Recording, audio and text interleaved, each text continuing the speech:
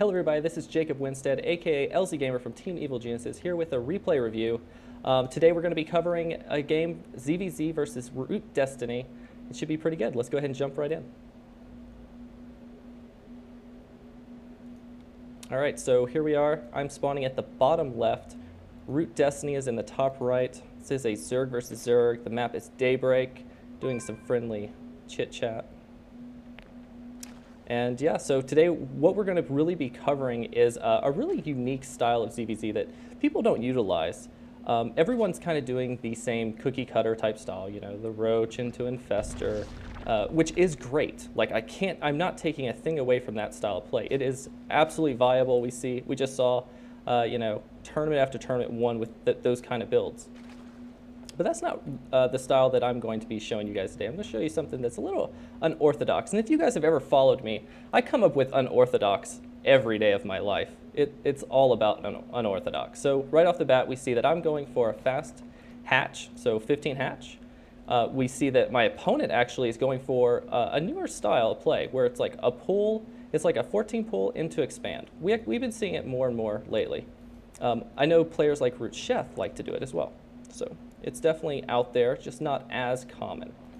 But the thing about Destiny's build is you don't actually get gas with it, right? So that your expansion is actually not delayed so much. So here we are, I go back, I have my spawning pool building. I did nothing more than a 15 hatch, 15 spawning pool, and now I'm gonna get a 17 gas. So it's like pretty much when my pool is about 40 to 50% completed, I'll go ahead and grab my gas. I'm not rushing for Zergling speed, but I wanna have Zergling speed, is pretty much what I'm saying. I wanna have it by the time, you know, my opponent might be at my front door threatening aggression or something like that. But not necessarily like I want to be the aggressor in the matchup, because in fact, more likely than not, when I try to be aggressive, you know, something goes wrong, one Baneley hits all my Zerglings, and I miscontrol one mistake, and this matchup is really unforgiving. So my spawning pool is done, waiting for my Overlord, which probably was a little bit late. I don't know what the heck. There's my queens. Gosh, I was thinking I didn't make them there for a second. I don't know why that took so long. I was actually a little bit delayed. So here we have my opponent, expansion already up. He already has his second queen on the way. The thing about his style is you can actually build 2 queens right off the bat, and it's much quicker than just waiting for your expansion to come up. So here we are, have my drones both rally to my expansion, trying to produce as many drones as possible there. Have my spine crawler already morphing, and that way so I can just rely on the spine crawler and the 2 queens right off the bat. So if my opponent does send some kind of aggression at me, I'm not going to have to build lings until much later. So here we have the NGX going about. I already have Zergling speed on the way. I probably will be throwing down a Baneley nest. There we go. Good to see I could at least call that one right. We got drones going over here to Destiny's base. If we look at the income tab, he's actually ahead in drones by a little bit. It's okay. It's all right. We've done a lot more investing at this point, so it's okay. We have Zerglings up, and these are going to allow me to play a little bit defensive and scout. So I'm going to send a pair of Zerglings to go and just maybe run in his base and see what he has. Sometimes you can do these kind of scouts and literally win the game because of it. You see something like roaches popping out of his eggs in his main, or you know, there's tons of Zerglings sitting on top of his ramp that if you wouldn't have scouted that, you probably would have died too, right? So you see my opponent throwing down a Baneley nest and producing a couple of Zerglings. So my Zerglings come in here, they see a Baneley nest. He does have a spine crawler. My Zergling speed actually just finished, so that one Zergling is going to save his life. We go back, and I have 2 evolution chambers thrown down. And this is what I really like about this strategy. Really what it's all around is the Zerglings, right? For the beginning part of the game. And so my Zerglings are going to be much stronger than his Zerglings. And the reason for that is I'm going to have the armor and the melee attack on my Zerglings. So that means that a Baneling actually takes 2 Banelings to kill a Zergling. And everything like that. So it actually makes for an interesting turn of events, or an interesting flow of the game mechanics. So we see that my opponent took a quick third. And this is very common. We see this time and time again where Zergs are grabbing a really fast third. I'm doing nothing right now but droning. I'm trying to get the economy that I want. As we see, I passed him in the drone count. I'm at 42 compared to 37. I actually have a macro hatch in my main instead of a fast third, and the reason for that is because I can hold a macro hatch, right? If he does some kind of really hard roach aggression right now, before my upgrades kick in, I'm not going to be able to hold a third, especially with me trying to get to the drone count that I really want, get all my gases going. I just started my lair. Now the thing about this build, it's a really late lair, but this build is actually really strong versus mutas. Because we're going to transition into infestors, right? So my zerglings, I have my first handful of zerglings, about 18, 17 zerglings. We're gonna just go, we're gonna check and see what he has. My overlord just scouted that he has a third, but it's no shocker to me. I was already prepared for him to have it. So I'm continue building zerglings, and I've got my third hatch almost completed. As you see, I went and took my third as well now that I know that he wants to play a more macro-oriented game. I feel safe to do that. The thing about playing a Zergling style is, the reason you need the macro hatch is just because how cheap Zerglings are, right? They don't cost a lot, so they're not, they're very supply efficient, but they're not cost efficient as far, or maybe I have that backward. One way or the other, you need more larvae to produce them. As we see, he actually dropped off a changeling in my base. I'm going to go and try to clear that as soon as possible. I have my first really big handful of zerglings. As we see, my +1 armor just completed. My +1 melee attack just completed as well. This is the time when you want to be aggressive. You want to see what kind of damage you can do. As we see, I have a ton of zerglings actually floating down here. I'm actually going to start putting aggression on this bottom right expansion. And while this is going on, I'm still producing zerglings. I'm still producing the upgrades. I have 2-2 on the way. I'm trying to bait with some of my zerglings to take the initial baneling shot. As we see, I'm not leading in with all of them. I have more of my zerglings behind that I'm actually not fighting with. And the reason for that is you don't want all your zerglings to die, right? The more you can save, the better the scenario is. And as we see, I actually got rid of all of them pretty easily without taking too much damage. And I'm actually starting to do some damage to his roach count as well. So while he is way ahead of me in supply, that doesn't really tell the story right now, because he's losing a lot as far as all of his roach counts and this and that. I have upgrades going. I have my third base up right now. I should be making drones piling onto this really fast. But instead, I think I'm going to try a little bit more aggression. But I'm going to realize here that it's not going to work. Like this, it's like I'm going to scout this, and that's it. That's the end of attacking at that angle. So now maybe we need to find a new angle. So now I'll check maybe attacking into the main or threaten, kind of spread him out a little bit. I don't want him to be able to just clump his army up in one location. So now I have the infestation pit up.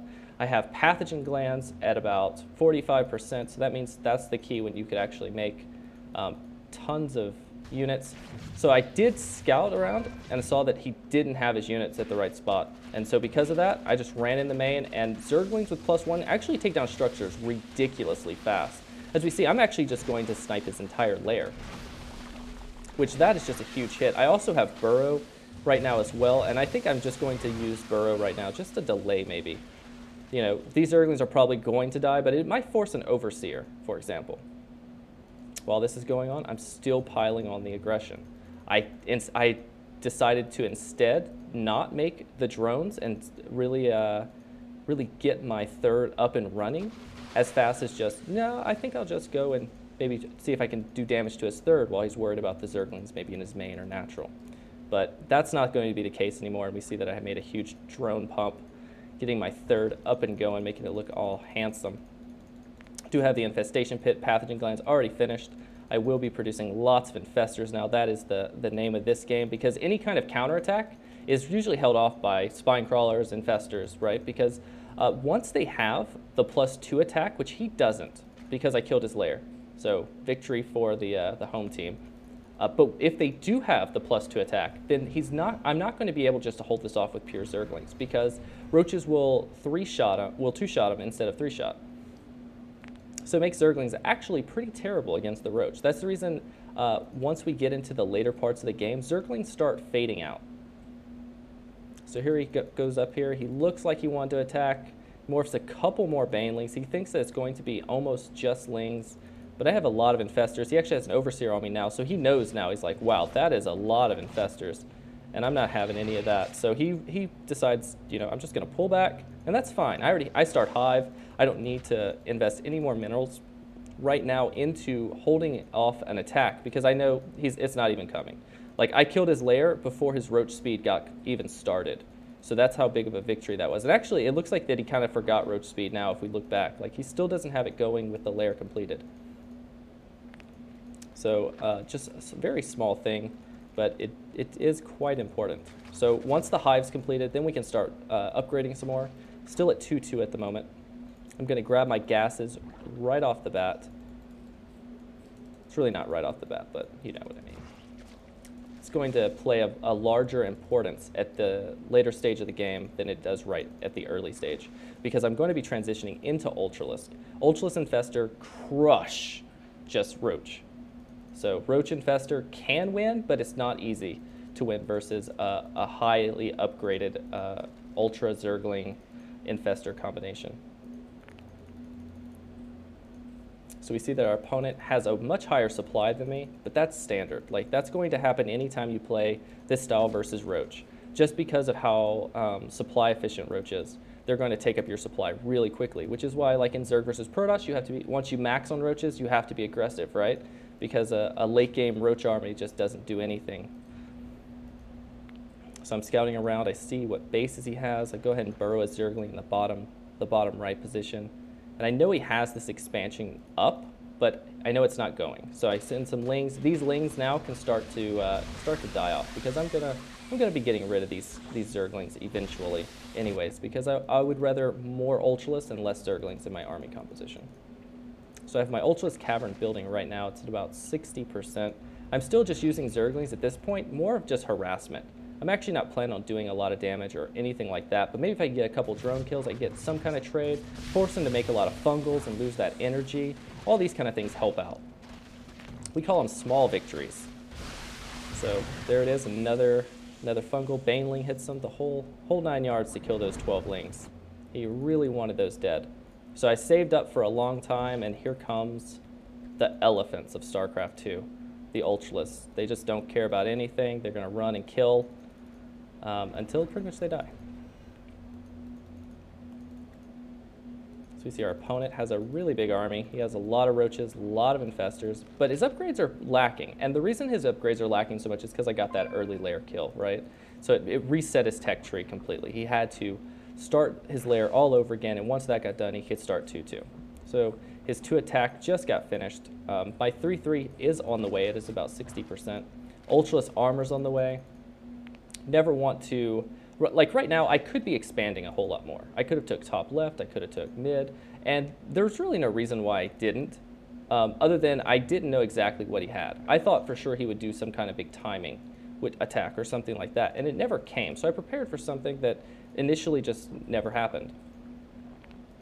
I have a lot of infestors though with max energy, and he actually does too. He has actually even more than I have. But Ultras cannot be fungled, unlike the Roach Baneling army that he controls at the moment. So as I send my army out, I am going to just take center position, just waiting for my 3-3 upgrades to finish probably, and that's going to be the mark where it's like, okay, now's the time to do the damage, or even finish the game, which is usually what you go for with an army composition like this.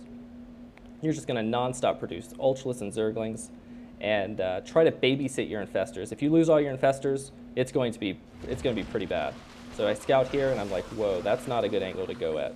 Don't want to fight that. And what's so good about infestors versus Ultra is the eggs, right? You can throw the eggs up, and Ultras won't attack them right off the bat, so they're going to kind of make a wall for the Ultralisk. So it's possible that Infestor or Roach Infestor wins versus Ultra Infestor, but it's all about position and engagement and everything like that. Again, I do a huge Zergling run by while I saw his whole army was at the bottom. These Zerglings are not for an initial army fight. Zerglings at this point are nothing more than just a counter type unit or harass unit or anything like that.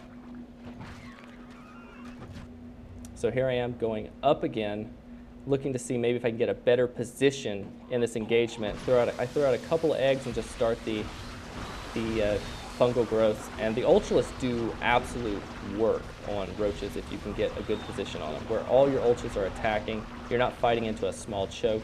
He's throwing a ton of infested Terrans, and I'm also fungling his infestors right off the bat, which is so good. It's just so strong to kill those infestors off, because you just can't reproduce them that easily. They cost so much gas. Once you lose all your infestors, it's so hard to ever get them all back again. So I have all my gases going at all these different bases.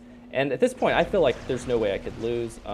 You know, I killed my opponent's main again. I killed his center expansion. I'm running 4 bases now. Yeah, it's just, everything's looking really solid for me at this point.